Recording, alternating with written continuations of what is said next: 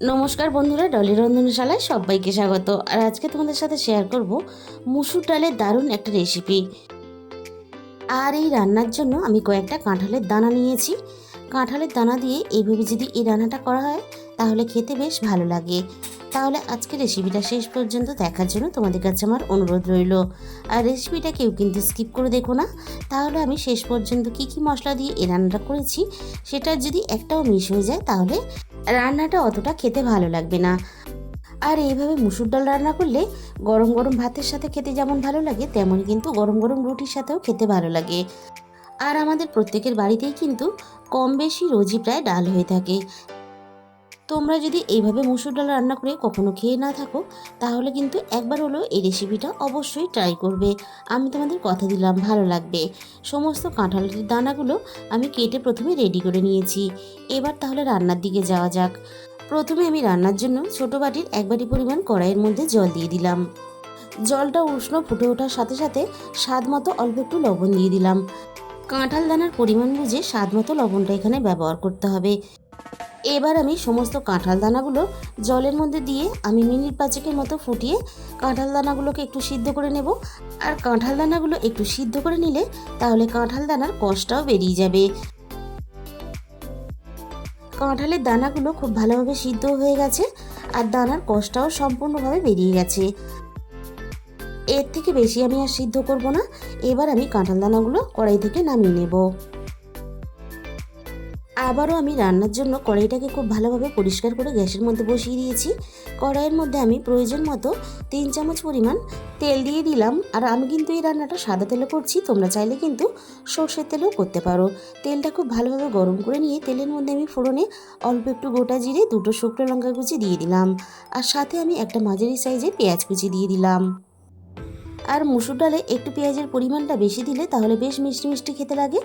এবার আমি ফোড়নের সাথে পেঁয়াজটাকে নাড়াচাড়া করে একটু ভেজে নেব। তবে খুব বেশি কিন্তু আমি লালচে করে ভাজবো না, পেঁয়াজের শুধু একটা কালার চেঞ্জ হবে এরকম করেই আমি পেঁয়াজটাকে প্রথমে ভেজে নেব। এবার আমি পেঁয়াজের সাথে 1 চামচ পরিমাণ থেতো করা রসুন দিয়ে দিলাম। পেঁয়াজের সাথে অল্প একটু রসুন দিয়ে ডাল রান্না করলে ডালটা যেমন খেতে ভালো লাগে তেমন কিন্তু ডালের মধ্যে একটা আলাদা ফ্লেভার চলে আসে। পেঁয়াজের সাথে রসুনটাকে আমি মিনিট 2-3 মতো নাড়াচাড়া করে একটু ভেজে নেব, রসুনের কাঁচা গন্ধটা চলে যাওয়া পর্যন্ত। তবে পেঁয়াজ আর রসুনটা কোনটাই কিন্তু একেবারে লালচে করে পুড়িয়ে ভাজবো না, তাহলে ডালের স্বাদটা নষ্ট হয়ে যাবে। এবার আমি সিদ্ধ করা কাঁঠাল দানাগুলোকে দিয়ে দিলাম। কাঁঠাল দানাগুলো ঠিক একইভাবে পেঁয়াজের সাথে মিনিট 5 মতন আমি নাড়াচাড়া করে একটু ভেজে নেব। কাঁঠালের দানাগুলো এভাবে একটু নাড়াচাড়া করে ভেজে ডালের মধ্যে দিলে বাদাম দিয়ে আমরা যেভাবে ডাল করি সেরকম বাদামের মতো কাঁঠালের দানাগুলো খেতে লাগে। কাঁঠালের দানাগুলো আমি নাড়াচাড়া করে ভেজে নিয়েছি।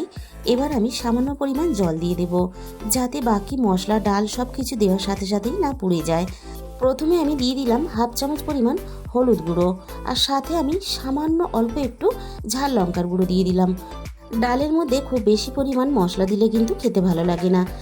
এবার আমি 1/2 চামচের একটু কম জিরে গুঁড়ো দিয়ে দিলাম আর 1/2 চামচের একটু কম ধনে গুঁড়ো দিয়ে দিলাম। এবার আমি সমস্ত গুঁড়ো মশলাগুলোকে 3 থেকে 4 মিনিটের মতন একটু নাড়াচাড়া করে কষিয়ে নেব। খুব বেশি কিন্তু আমি মশলা কষাবো না। মশলাটা আমি একটু নাড়াচাড়া করে কষিয়ে নিয়ে এবার আমি ধুয়ে রাখা মুসুর ডালটাকে দিয়ে দেব। আমি কিন্তু এখানে আমার প্রয়োজন মতো মুসুর ডাল ব্যবহার করেছি, তোমরা তোমাদের প্রয়োজন মতো মুসুর ডালের পরিমাণটা বাড়িয়ে বা কমিয়ে নেবে। এবার আমি সব কিছুর সাথে মুসুর ডালটাকে নাড়াচাড়া করে মিনিট 2 মতো আবারও একটু কষিয়ে নেব। মুসুর ডাল এভাবে একটু সব কিছুর সাথে কষিয়ে রান্না করলে মুসুর ডালের স্বাদ কিন্তু অনেক বেশি ভালো হয়। মুসুর ডালটা আমি খুব সুন্দর করে কষিয়ে রেডি করে নিয়েছি। এবার আমি এখানে প্রয়োজন মতো জল দিয়ে দেব। আর জলের পরিমাণটা কিন্তু আমি একসাথেই দিয়ে দিলাম। এখানে আমি যতটা ডাল রাখতে চাই সেই হিসাব করে জলটা দিয়ে দিয়েছি। তোমরাও যতটা ডালের পরিমাণ রাখতে চাও সেই হিসাব করে জলটা দিয়ে দেবে। সব কিছু একসাথে নাড়াচাড়া করে খুব ভালোভাবে মিশিয়ে দিয়ে ডালটাকে আমি খুব ভালোভাবে সিদ্ধ হতে দেব। মিনিট 10 পরে আমি আবারও একটু নাড়াচাড়া করে দেখে নিলাম ডালটা প্রায় সিদ্ধ হয়ে এসেছে। ডালটা আমি আরও ভালোভাবে সিদ্ধ হতে দেব। আমি কিন্তু এখনও ডালের মধ্যে লবণ ব্যবহার করিনি। এবার আমি ডালের মধ্যে স্বাদ মতো লবণ দিয়ে দিলাম।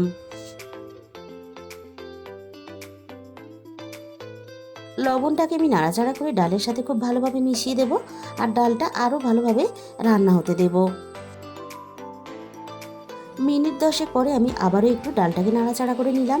ডালটা কিন্তু আমার খুব ভালোভাবে সিদ্ধ হয়ে গেছে এখানে। আর ডালের ঘনত্বটা ঠিক আমি এরকম রাখবো। আর ডালের ঘনত্বটা এরকম রাখলে তাহলে দুপুরে গরম ভাতের সাথেও খেতে পারবে, আর রাতে রুটির সাথেও খেতে পারবে। আর ডালটা কিন্তু আমার রান্না রেডি হয়ে গেছে। বারবার একঘেয়েমি মুসুর ডাল রান্না করে না খেয়ে একবার হলেও তোমরা এই রেসিপিটা বাড়িতে অবশ্যই ট্রাই করে দেখো। বাড়ির বাচ্চা থেকে বড় সবাই কিন্তু খেতে খুবই পছন্দ করবে। তাহলে বন্ধুরা, আজকের এই রেসিপিটা ভালো লাগলে প্লিজ একটা ভিডিওতে লাইক করে দিও, আর প্রচুর প্রচুর নিজেদের বন্ধুদের মধ্যে শেয়ার করে দিও। আর যে সমস্ত নতুন বন্ধুরা এখনও পর্যন্ত আমার চ্যানেলটাকে সাবস্ক্রাইব করেনি, এরকম নতুন নতুন সহজ সরল রেসিপি পেতে অবশ্যই আমার চ্যানেলটাকে সাবস্ক্রাইব করে পাশে থাকা বেল আইকনটা অল করে দিও। তাহলে আমি যখনই কোনো নতুন রেসিপি আপলোড করব সবার আগে তোমার কাছে পৌঁছে যাবে। আজকে তাহলে এই পর্যন্ত।